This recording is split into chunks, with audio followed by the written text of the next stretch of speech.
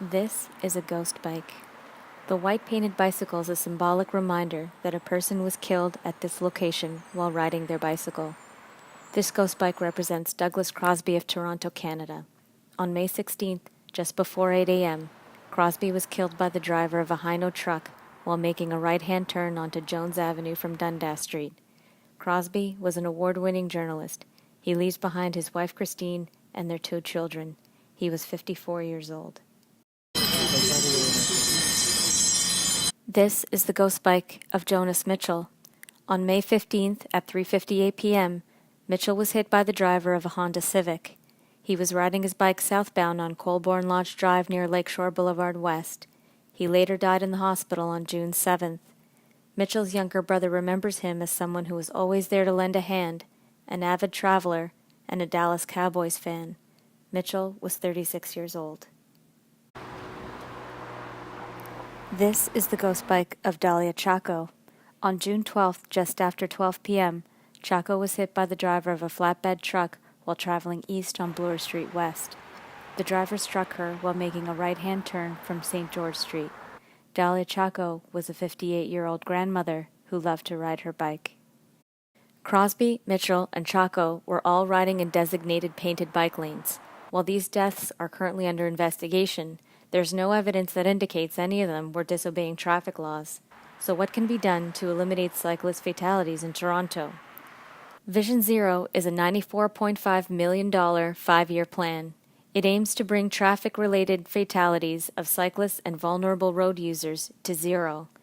Along with safe cycling campaigns, Vision Zero aims to enhance existing safety measures on the street by building traffic signals for cyclists, bike boxes, pavement markings, green cycling lanes, and cycling tracks. However, as of July 31st, halfway into year 2 of the 5-year Vision Zero plan, 5 cyclists have been killed in Toronto. Out of the 5, these 3 fatalities were deemed traffic-related by Toronto police. The number of cyclist fatalities do not seem to be decreasing. Last year, there were 4 traffic-related cyclist fatalities in total. We do these roads to remember the fallen. Joey Schwartz is a member of Advocacy for Respect for Cyclists, or ARC. ARC organizes the ghost bike rides for fallen cyclists. As you can see, it's a pretty busy corner here. It's also the intersection of 2 bike lanes. These are just the painted line style bike lanes. They're not protected in any way. If protected intersections were actually instituted for cyclists and pedestrians, Doug would probably still be alive today, and it wouldn't have even been close. A protected bike lane has 4 major elements: a corner refuge island, a forward stop bar for cyclists, a setback bike and pedestrian crossing, and an advanced traffic signal for cyclists. These elements will make the cyclists more viewable to cars and trucks and allow for safer clearances when making left and right-hand turns. As many of you know, Cycle Toronto is a member-supported nonprofit that advocates for healthy, safe, and vibrant cycling city for all. Liz Sutherland belongs to a cyclist advocacy group called Cycle Toronto. For 8 years, Sutherland has been working with the city to make streets safer for cyclists. One of the projects include building a pilot protected intersection at Bloor and St. George, where Dalia Chaco was killed. She says that Vision Zero needs to focus less on short-term changes like painted bike lanes and implement long-term changes like protected intersections. We're not seeing a lot of progress on Vision Zero since it was announced in 2016. Some people are pleased that these measures, the new green paint, will make it more visible for drivers to see where cycling infrastructure is and hopefully to pay more attention. We would like to see more robust structures, so concrete protected bike lanes, better designed intersections, and measures that reduce the speed of motor vehicles, which is more in keeping of the Vision Zero principle of designing out the problems. Friends and Family for Safe Streets advocate Jessica Speaker attended Jonas Mitchell's ghost bike ride.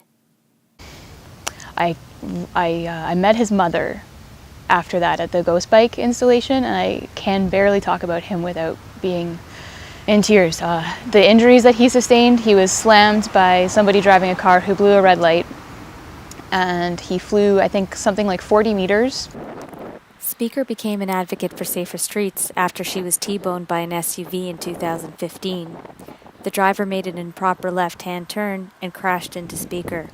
She suffered a broken spine, a moderate traumatic brain injury, and a torn calf muscle that resulted in a pulmonary embolism that nearly killed her for the second time.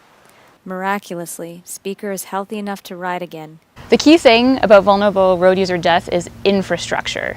So we need to change the design of our infrastructure. We need to overhaul our streets. And that's how Vision Zero has been accomplished around the world. And that's the thing that we're too tentative here in Toronto to do. While there is currently an inquiry into accelerating infrastructure change in Toronto, there are no immediate plans to aggressively build protected intersections in the Vision Zero plan. In the meantime, Speaker has a message for the city about Vision Zero.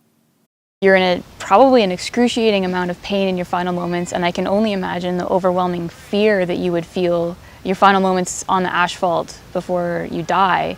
We can prevent that with infrastructure that's easy. We don't have to innovate it. We just copy designs from around the world that we know work. It's cheap. You know, human life shouldn't be what's cheap. Infrastructure is actually pretty cheap. We should just build it and save lives, because these are violent, horrific deaths, and they're easy to prevent, and we need to fight to make that prevention happen. From Toronto, this is Nina Rafeek, Western News, London.